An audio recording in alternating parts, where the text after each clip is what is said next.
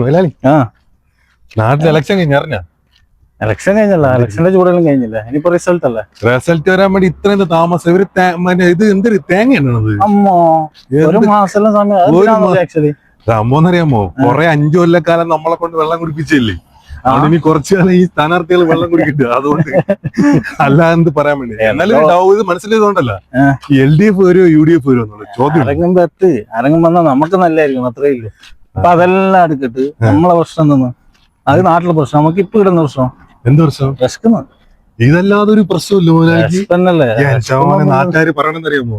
നമ്മളിവിടെ വന്നിട്ട് ഫുഡ് കഴിക്കണ മാത്രമേ ഉള്ളൂ. നീക്ക് റീൽ ഇടുന്നത് എന്തിനു വേണ്ടിട്ട് ഫുഡ് കഴിക്കണം? എന്തോ പറഞ്ഞോട്ട് ഫുഡ് വിശക്കുമ്പോ ഫുഡ് കിട്ടണതാ. ഇപ്പൊ എന്നാ ചെറുത് വകുപ്പാണ് നോക്കാം. ഇവിടെ കൊറേ കട ഉണ്ട്, നോക്കാം ഏതെങ്കിലും കട.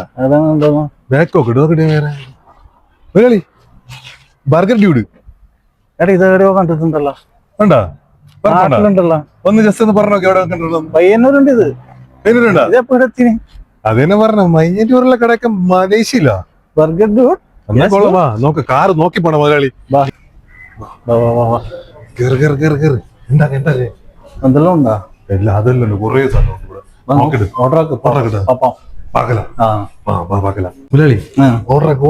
ഇത് പറഞ്ഞാലും എന്തെല്ലാം ഉണ്ടല്ലോ. ഇത് കൊറേ ഉണ്ട്, ഇതിൽ പറയട്ടാ. ഏത് ഓർഡർ ആക്കും? അപ്പൊ ഓർഡർ ഇനി ഭാഷ മാറിയിട്ട് ഇനി ഒരു ഓർഡർ മാറ്റി തരണ്ട. മലയാളത്തിൽ തന്നെ പറഞ്ഞേ, നമുക്ക് ചിലപ്പോ ഇവർക്ക് മലയാളം അറിയാൻ പറ്റും. കുട്ടിക്ക് മലയാളം അറിയോ? കുട്ടിക്ക് മലയാളം അറിയാം. എങ്ങനെ സെറ്റല്ലേ?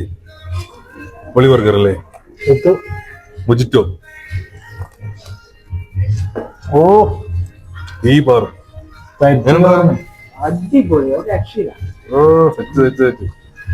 നമുക്ക് തുടങ്ങാല്ലേ പരിപാടി. ഞാൻ ഒരു ഓൾറെഡി കഴിച്ചിട്ടുണ്ട്, ഇനി ബാക്കി തുടങ്ങാം.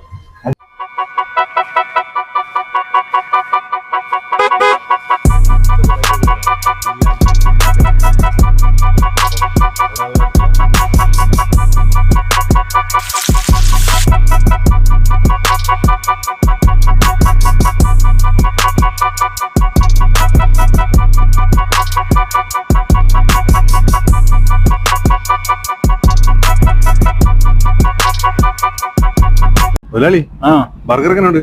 ഓ സെറ്റ്, ഒരു രക്ഷയില്ലല്ലേ? അടിപൊളി. അപ്പൊ മറക്കണ്ട, ദാത്തോൺ സെറ്റ് ഫിറ്റ്. Set fit. ഓ ലൊക്കേഷൻ ഒക്കെ സെറ്റ് ആക്കി തരണ്ട. Burger dude.